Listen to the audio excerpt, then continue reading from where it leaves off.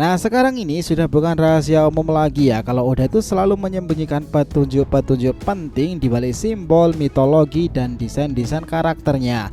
Kali ini komunitas para fan One Piece benar-benar menemukan sesuatu yang bisa mengubah cara kita memandang dunia ini. Mata Loki, teman-teman.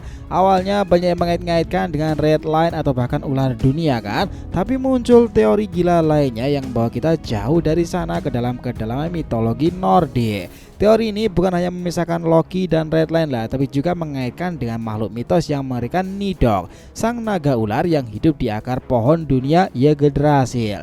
Jika ini benar, maka Loki bukan hanya karakter biasa. Dia bisa jadi punya koneksi mendalam dengan dunia bawah tanah, kematian, dan bahkan makhluk purba raksasa yang belum muncul di serialnya. Teori ini menantang semua yang selama ini kira anggap sebagai masuk akal pula loh, bahwa informasi Loki, Elbaf, dan Luffy akan saling terkait pada nantinya. Yos, ini menarik nakama. Selamat datang teman-teman, kita akan bahas alur cerita teori rasional ini berdasarkan manga update yang sudah ada ya, dengan Mimin di sini, Joy Boy The Library of Nika. Let's go, kita mulai ceritanya.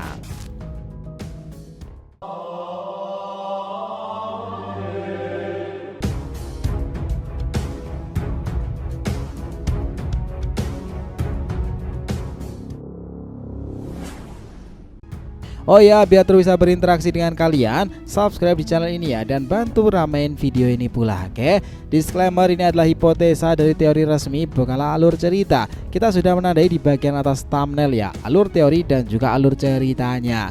Jadi feel free nakama lebih menikmati yang versi mana, oke? Yuk, kita langsung masuk ke pembahasannya. Jadi nakama, akhir-akhir ini pembahasan soal mata Loki makin ramai di komunitas One Piece kan. Banyak yang menghubungkan langsung dengan Red Line, terutama karena dalam chapter terbarunya Red Line digambarkan sebagai ular merah yang terendam darah. Tapi ternyata ada teori lain yang muncul dan malah berseberangan total. Teori ini menyebutkan bahwa kekuatan Loki bukan berasal dari Red Line, melainkan dari makhluk mitologi Nordik yang berbeda, yakni Nidok. Nidok adalah makhluk mengerikan berbentuk naga ular yang menghuni akar dari Yggdrasil, pohon dunia dalam mitologi Nordiknya. Menurut ceritanya nakama, Nidok menggigit akar pohon dunia dan menyiksa jiwa-jiwa di alam kematian Underworld. Di sini letak keterkaitannya dengan Loki, sama seperti Nidok ya. Loki ini digambarkan punya hubungan erat dengan dunia bawah kan. Nah, dia tidak seperti Yon Moongard yang selama ini dianggap sebagai referensi utama untuk alur cerita dunia One Piece. Nidok jauh lebih cocok jika melihat posisi Loki di cerita sekarang ini. Karena kita tahu Red Line sendiri itu memang pernah disebutkan sebagai ular merah berdarah kan. Tetapi nakama, teori ini melepaskan Loki dari keterkaitan dengan Red Line pula. Kenapa? Ya karena terlalu rumit, dari overpower pula kalau Red Line adalah makhluk hidup dan bisa dikontrol. Apalagi jika mengingat Marijoa berdiri tepat di atas Red Line pula. Sehingga saja Red Line bergerak, seluruh struktur dunia One Piece bisa hancur kan. Jadi untuk menjaga konsistensi narasi, ada kemungkinan besar bahwa Oda hanya menggunakan Red Line sebagai simbol atau bahkan metafora. Lalu bagaimana dengan kekuatan Loki? Nah, ini yang menarik. Mata Loki yang mirip ular mungkin bukan berasal dari buah iblis, bahkan bisa jadi dia terlahir dengan kemampuan seperti itu. Artinya bukan buah iblis yang memberikan kekuatannya, tapi memang dia punya koneksi alamiah dengan makhluk tertentu. Seperti bagaimana Shirahoshi bisa bicara dengan Seking sebagai Poseidon ya. Loki mungkin punya kemampuan serupa terhadap makhluk purba lain yang mungkin tinggal di akar Elbaf. Hal-hal seperti ini pernah disebutkan pula dalam Voice of All Things nakama.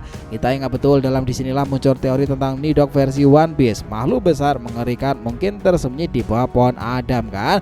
Loki sebagai pangeran terkutub Elbaf punya akses dan koneksi terhadap makhluk seperti ini. Ia bisa aja menjadi semacam Poseidonnya negeri Elbaf, pengendali naga purba yang selama ini tertidur di bawah sana. Bahkan teori ini bisa dikait-kaitkan dengan telur misterius di kapal Oro Jackson milik Roger nih, yang sampai sekarang itu belum pernah dijelaskan secara gamblang lagi.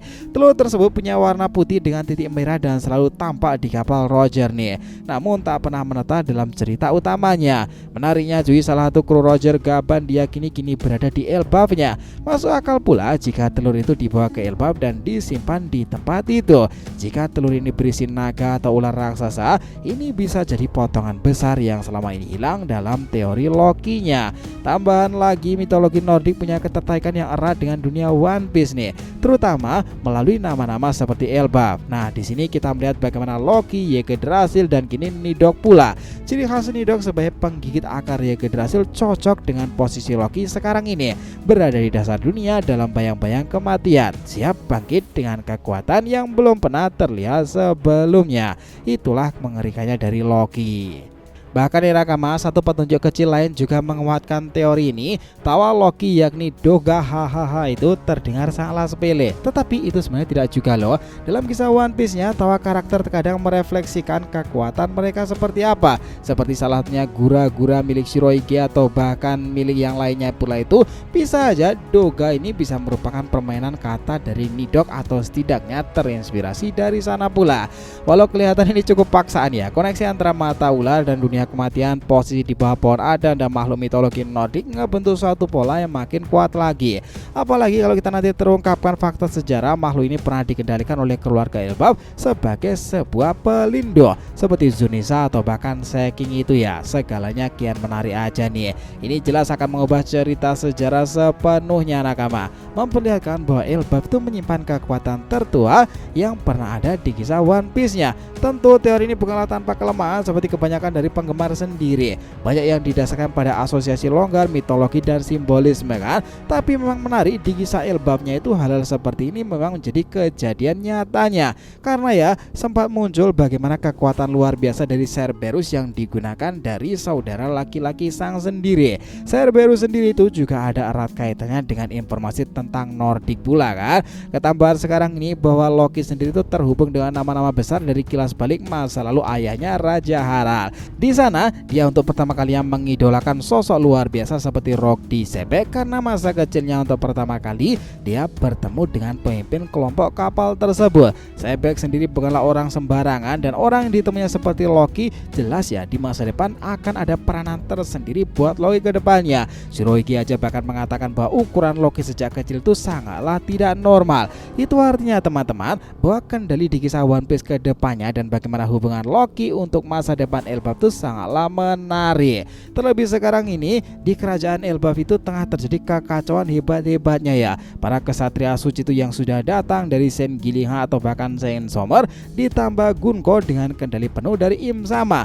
Nah, lebih rumit lagi para raksasa seperti Dori dan Brogy juga tengah terpengaruh pada kekuatan Domiri versi Imo kan. Bakalah menarik jika peran Loki ke depannya itu akan digunakan untuk memutus rantai kekuatan iblis dari Im Sama Nakama. Ingat ya bahwa kelemahan Elbaf itu selain api dan juga petir itu, Loki memiliki atribut tersebut dari palu Ragnirnya. Informasi ini bakalan menarik lagi karena sejak awal kemunculan dan kelahirannya Loki selalu dikait-kaitkan dengan informasi terkutuk di negeri Elbaf. Padahal yang sebenarnya Nakama dia itu tidaklah memilih seperti itu, tetapi orang-orang di sekelilingnya menjadikannya seperti itu. Salah satunya adalah Estrida sendiri.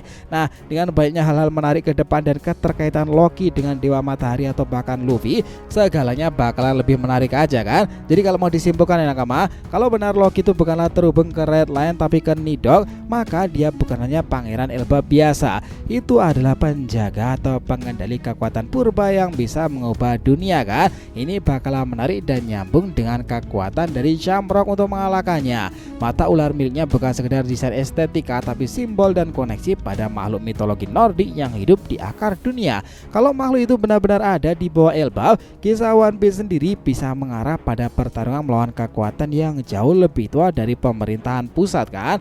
Jelas ya, teori ini akan membuka banyak kemungkinan, terutama soal misteri telur Oro Jackson, nasib Elbaf, dan peran Loki di akhir ceritanya. Meski belum ada konfirmasi resmi dari Oda Nakama, petunjuk-petunjuk kecil yang tersebar di manga sudah cukup untuk membuat penggemar itu berspekulasi.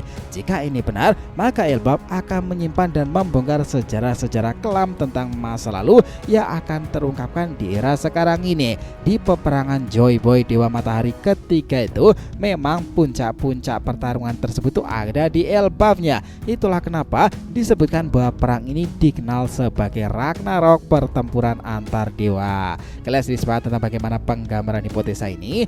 Jadi itulah tadi ya pembahasan kita mengenai apa yang terjadi tentang prediksi-prediksi One Piece ke depannya. Terima kasih banyak telah mengikuti cerita ini sampai akhir. Jika kalian punya pendapat langsung aja komentar di bawah nih dan kita akan usahakan respon, oke? Sampai jumpa di video selanjutnya nakama, dan Joy Boy Sang Nikah telah kembali ke peradaban One Piece.